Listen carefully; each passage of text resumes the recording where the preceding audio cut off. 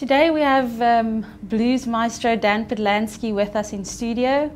Welcome, Dan. It's awesome having you here. Cool, thanks for having me back. Pleasure to be here. Yeah, how are you? I'm excellent, tired, but good. Yeah, you've just come back from a European tour. Yeah, it was wonderful. We were on tour with Everlast, the guy from, I don't know if you remember Everlast from the 90s. Yes, I do. Rapper dude, he's not a rapper anymore. Okay. He's like an acoustic blues guy now. So we went on tour with him for a bit, and then we did some of our own shows, Denmark, Germany, and London. It was great, man, yeah. Okay. Exhausting. Sold out shows? Yeah, I mean, we had one in Hanover that wasn't too well attended, but the rest were surprisingly good, man, for a first German tour, Okay. Well, and with all the touring and stuff, like, I mean, if you're not touring, what do you do? Yeah, I mean, we toured, to be honest, like most of the year, like in South Africa more than Europe. But yeah, I sit at home and chill and like hopefully, try and write some new material to take on the road, because we've been playing the same songs now for like the last 2 years.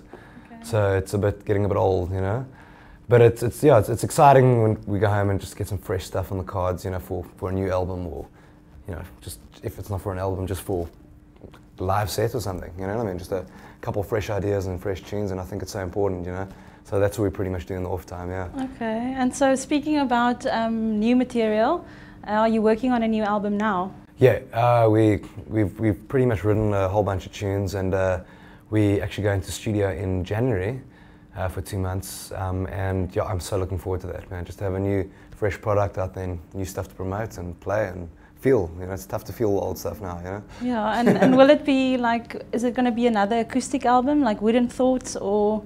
I think it's going to be more of like what I normally do, like an electric-driven album, but it will have a good few acoustic numbers on there. It won't just be electric or just acoustic. It'll be like a nice mix-up of the two, I think, Probably more, balancing more to the electric side of things. Okay, awesome. Yeah. Loud, electric. Yeah, loud in your face type of stuff, yeah, blues rock. Awesome. Yeah. And I also wanted to ask you today, well, the news broke today that you'll be supporting act for Bruce Springsteen next year. Yeah, man. So congrats, that's awesome. Much, man. And well, how did it happen? Can you maybe tell us about that? Yeah, I mean, well, we were in Germany now, and my manager got a call from Big Concert saying, would we be interested in like, or applying in a way, I suppose, But it was unlikely because he's notoriously doesn't have opening acts, because he plays like a 2-hour, 3-hour set, like one shot, So we're like, yeah, I would love to. I mean, geez, you would say no to that, And we kind of forgot about it. And yeah, we found out a few days ago. Obviously, we had to keep quiet because there's a whole bunch of, there's a way you announce these things apparently, Yeah. Yeah, absolutely thrilled, man. Blown away, because he's a legend, Yeah, I've been a big fan since I was a kid, So it's going to be epic, So it's like a dream come true, Yeah, sort of. man, without a doubt, to support. It's obviously his first time in South Africa, and he's playing F&B Stadium. I think.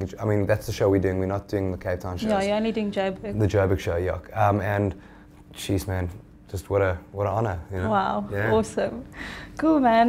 Then I want to chat a bit about the Dan Patlansky Guitar Weekend, which is happening in December. Yes. Can you maybe tell us a bit more about that? Well, it's my 7th one, and I normally I've been doing them for the last 7 years in a little town in the Free State called Clarence. And it's like a beautiful country town, and it's the reason we chose that is because it's halfway between Durban and halfway between Gauteng, and it's sort of out of town and stuff. So the reason, and this year we're doing one in Clarence, which is sold out, and then we're doing, for the first time ever, one in Stellenbosch, sort of catering for the Western Cape, because it's a bit far of a drive, from Cape Town to Clarence. It's like over 1,000 km. So we thought, and we had a lot of demand, like a lot of emails and stuff coming through for us to host a Cape Town Guitar Weekend. And what it is 30 guitar players join me for 4 days.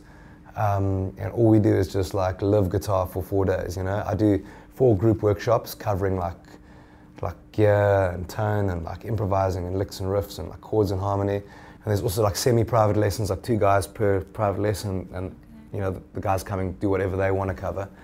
And it's not just about the workshops and stuff, it's just about like the jamming going on, and it's like just generally 30 people at this small place, wherever we do it, that are interested in the exact same thing, It sounds amazing. It's really cool, man. So this year we're doing one in Stellenbosch, 13th to the 15th of December. yeah, and all the details on my website, Facebook page, all that sort of thing. And it's, yeah, we're looking forward to the Stellenbosch one. Yeah, is there like a application process, or how do you decide? Well, how you do it is there's an email address, which if I remember correctly is dpguitarweekends@gmail.com. You send in a booking inquiry. You know, once you're happy, you pay your money, and then you get your booking code, and then you confirm for the weekend. Okay. And yeah, and I mean, if you email that address and you need more info, they'll send you as much info as you need on the actual guitar weekends. You know, on what's included. I mean, it's like in the prices included, accommodation, food. You know, it's like a package thing. It's like a guitar camp. Yeah, pretty much. You pay once and you just arrive, and you're kind of looked after for the whole weekend, food-wise, accommodation-wise. And this year we're doing it with one of our sponsors at the Protea Techno Park Hotel in Stellenbosch. And they were, you know, kind enough to be a part sponsor on the Stellenbosch weekend. So the accommodation's really good. Who are some of the guitarists that join you, or is it only you that give the lessons, or? At this point, it's just me giving, like, you know, doing like the group workshops and all that sort of thing. And like, you know, the people that attend, it's like from people that have been playing for a week to like people who've been playing for like 15 years. You know what I mean? It's like the way we've structured the lessons and the workshops. It's a very untraditional way of teaching. It's not, you know, the traditional tried and tested way of doing things. So it's everyone will stand to, you know, benefit from coming to these weekends. So it doesn't really matter if what playing level you're at, or, you know, okay, yeah, that type of thing. Yeah. Sounds great. Yeah, it's a lot of fun. Cool. Well, speaking about like playing guitar and stuff, I don't know, some people, people probably don't know, but where like did your journey start? Like, did you wake up one day, I want a guitar, or how did it happen for you? When I was growing up, like in the 90s or 80s and 90s, you know, like all the stuff I was listening to was like guitar-driven music, you know. And like when I was really young, like my parents listened to a lot of blues and a lot of classic rock, like Zeppelin and Hendrix and all that sort of stuff, and jazz and all that sort of thing. So, you know, like when it almost came time to like picking an instrument, like guitar seemed like the way to go, because like that was pretty much what I was listening to, was all guitar-driven rock bands and blues and that sort of stuff. And then blues seemed to be the thing I knew the best, because I listened to it so much growing up, you know, through my parents. Well, it sounds like you had cool parents then. Yeah, I know, they listened to it plenty, man. Plenty, yeah. Cool. Yeah. I also wanted to ask you, what's your writing process? Like, how do you go about writing songs? I think everyone does it differently. I think some people write lyrics first and then the music afterwards. I always do music first. So I always will start on the guitar with a particular guitar riff, you know, and feel, and then sort of hum melodies more. That's kind of sit with me and work with the tune, and then I'll always write lyrics, you know, to the melody I've written. And obviously the melody often changes because lyrics sometimes dictate where the melody is going to go. So I always do it that way around. So it's lyrics is always the last thing. Like for instance, on this new album, you know, I've written like, you know, 20 new tunes or whatever. You know, not all of them will make the album. And like I've got a couple unfinished ones, and the only thing unfinished about it is the actual lyrics, you know, that need to get down. So I'm always start music first. Not that I think one's more important than the other. It's just, I think it's just the way I do it. I always feel more comfortable doing it, yeah. And like, what do you write about? Yeah, it's like a tough one, because, you know, like being like a blues guy, you got to sometimes, you know, shy away from getting too classic, you know, and writing about like the cliched blues type of things.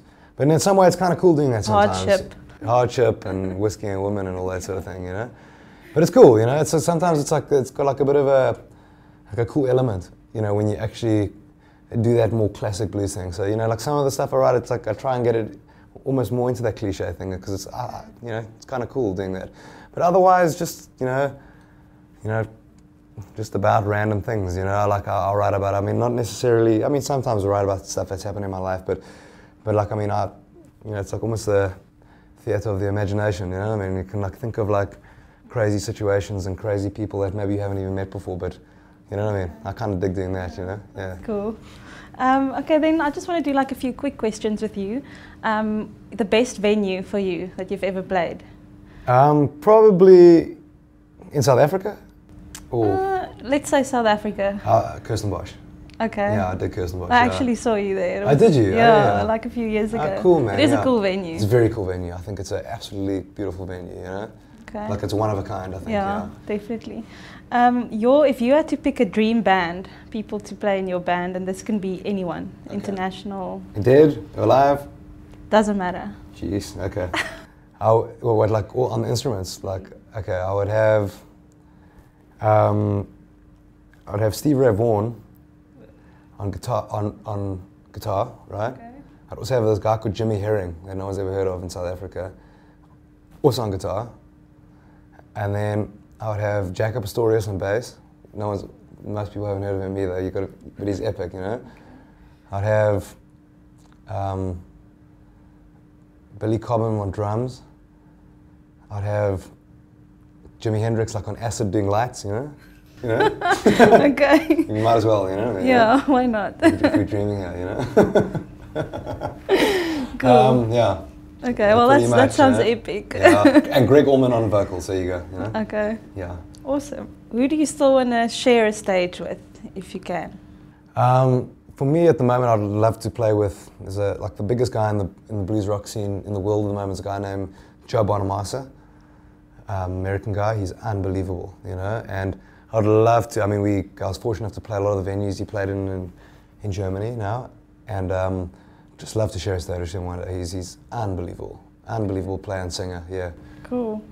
The worst or like weirdest thing that ever happened to you on stage while playing a gig? We once played in Christiana, this little town in the Northwest Province. I don't know if I've even heard of that. Yeah, we were booked to play there, and we didn't know we were actually booked to play their spring dance, you know? Like the town dance? Yeah, like that type of thing, you know? And it was an abortion, man, yowza. It was rough, eh? Okay. It was like they hated us, you know? Because we didn't have an acoustic thing, we just had the electric thing going, and we had to do like 3 hours of it, you know? And they didn't dig it, huh? Was it a very conservative sort of? Yowza, yeah, it was a rough show for us, you know? Okay. And yeah, we've never been invited back, you know? To the Lento dance, you know? The Lento dance, oh my word. Okay. Have you ever had any stalkers? Nah, I'm a blueso, you know? Oh, like so you guys don't have stalkers? Reserved for like the rock stars and the pop guys. Like bluesos, it's like you're pretty good, you know? You can walk through like shopping malls easy, you know? Yeah, they always say like if someone actually recognizes you in Durban, then you know you're famous. Cooking, huh? Yeah. You know. Anyway, cool. And you obviously a Fender man, and you're sponsored by Fender. Yeah. But yeah, for all the guitar geeks out there, like what equipment do you use? Like what do you play with? And pedals and. Okay, so I'll start with the guitars. Guitars, I've got two main Strats that I play with, Fender Strats. I've got one called the Old Red, which is an original 1962 Strat, which in like guitar playing world, it's like cool period for, you know, guitars. I've got another one called the Beast that I picked up in Los Angeles, like custom shop Strat. And then pedal-wise, you want me to run through the board quickly? Yes, do it. Okay. I use a Boss TU2 tuner. I use a custom audio electronics wah-wah. I use a Keeley compressor. I use MI Audio Blues Pro drive, and I use a Tech 21 reverb unit, and my amp is a Dr. Z Easy G50. That's the touring gear that I use. Yeah. Awesome. I'm sure there will be people out that there. will understand what I'm talking about. No, totally they will. Cool. And then there's just a few like complete the sentences to end off with, if you can do that for me. Dan Patlansky likes things that taste like? Pancakes. Okay, that's a good one. Dan likes taking off? His shoes. Okay. Dan hates it when people? Are incompetent. Good one. Dan loves? Sunny days. I don't know. And then Dan's best interview ever?